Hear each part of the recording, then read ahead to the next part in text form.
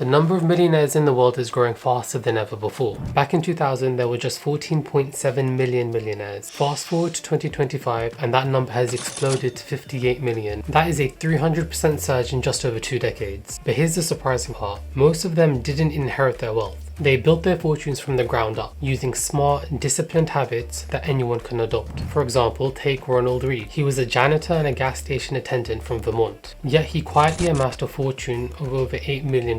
And all he did was live a modest life, investing in reliable stocks and avoiding debt, letting the power of compounding do all the heavy lifting. He even donated a lot of that money to charity and left it to a hospital. And even if you don't want to be a millionaire, imagine being able to give away that much money to good causes and leave that sort of legacy behind. His story is proof that with patience and discipline, financial success is within reach. So you don't need a massive salary for this to happen. Now, I'm not a millionaire myself, but I've done some research. I specifically looked for people who became wealthy through traditional and realistic methods. And what I found are 5 simple, practical, everyday habits that anyone can adopt to start building wealth. Let's dive in. Now, the first is understanding what cash flow is. And that means being able to spend less than you make and saving the difference. The bigger the gap between what your take-home pay is and what your expenses are, the better you'll be. Not only does this help you move closer to financial freedom, but it also opens the door to retiring earlier. This is a foundational habit, something you'll need to master no matter how much money you make, because your saving rate matters. You can be broke with poor spending habits, or you can be rich and still have those same poor spending habits. The truth is, earning more money just amplifies the habits that you already have. So acknowledging this now will help you much later down the line. The median savings rate for the 25 to 34-year-old bracket is just £3,500. And when you're aiming for $1 million, that's barely a drop in the bucket. And yes, while younger people have time on their side, the picture isn't much brighter for the older age groups. For those over 55, the median savings rate is just over 20,000. Now, those numbers may represent the median,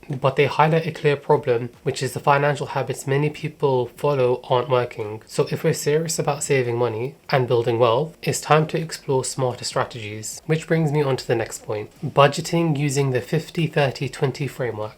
50% of your income goes towards essential expenses, things like housing, transportation, food, and other necessities. 30% is for discretionary spending, so that's the fun stuff like dining out, vacations, and hobbies. 20% is reserved for saving and investing. Although this sounds simple, in reality it's much harder, because most people end up spending 80 to 90% of their income on living expenses. So it's worth asking yourself, is all that spending actually needed? Are you in a position to downsize or live somewhere cheaper? Because you have to ask yourself, do you value financial freedom and long-term wealth more than overspending on things you might not even remember a month from now? So you may be thinking, I am trying to be careful with my money, and you might not be too sure what the next step is. This is where a self-audit of your expenses can make a huge difference. Take a detailed look at where your money is going and break it down into different categories. And there are plenty of great budgeting apps out there to help you visualize your spending. You can't build wealth without first taking control of your spending. One of the easiest ways to start saving more money is by lowering your expenses. And here are some practical strategies to help you get started. Preparing meals at home can save you a surprising amount of money compared to, say, dining out or ordering takeout. And it's a lot healthier too. Online shopping makes it far too easy to spend money with just a few clicks. The next time you're tempted, try the 48-hour rule. Wait 2 days before making the purchase. If you still want it after that, go ahead, but at least you'll know it wasn't an impulse buy. Look through your monthly bills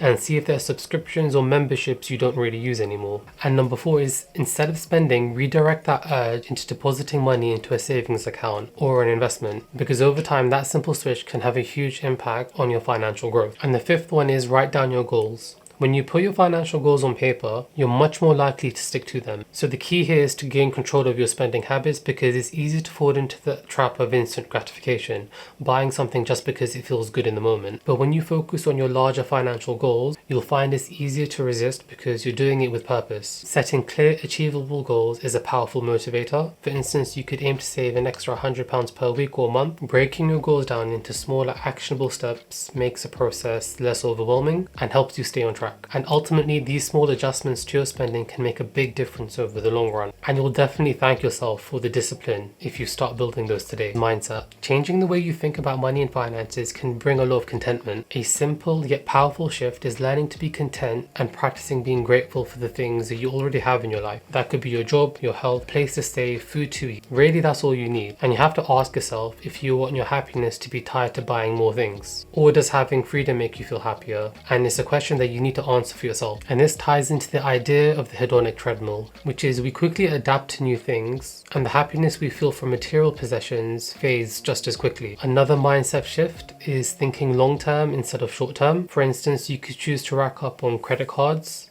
to satisfy your immediate wants, or you could invest that money to create a more secure future for yourself. It's about making decisions today that your future self will thank you for. But in order to do this, you need to have continuous education and learning. Education doesn't end when you leave school or university. The more you learn, the more opportunities you'll discover. So you could read books, listen to podcasts, and learn from people you admire, from those who have achieved the financial success or freedom you aspire to. We've talked about budgeting, managing your money, and saving more. Now it's time to take the next step, which is investing your money. The goal here is to find something that you can commit to consistently over the long term. Let's say your salary is £30,000. Start small, choose an investment platform with low fees like Trading 212 or Vanguard, and begin investing a few £100s per month. For simplicity and diversification, consider an index fund like the S&P 500. Even starting with just £100 per month can lead to incredible growth over time. With the average stock market return of around 8%, in 20 years you could have between 55,000 and 70,000. In 30 years that could grow even more to 180 to 280,000, and in 40 years that could be between 500 and 900,000, all from just £100 a month. And that just shows the power of starting as early as possible, and the longer your money stays invested, the harder it works for you, thanks to the magic of compounding. But what if you're starting later in life? Again, don't worry, it's still possible to build wealth. You might need to invest more each month, but the key is to start now and remain consistent. If you want to dive deeper into this topic, check out this video, which explains why your first £100,000 is so important, and how building wealth becomes much easier after that milestone. Thanks for watching, see you in the next one.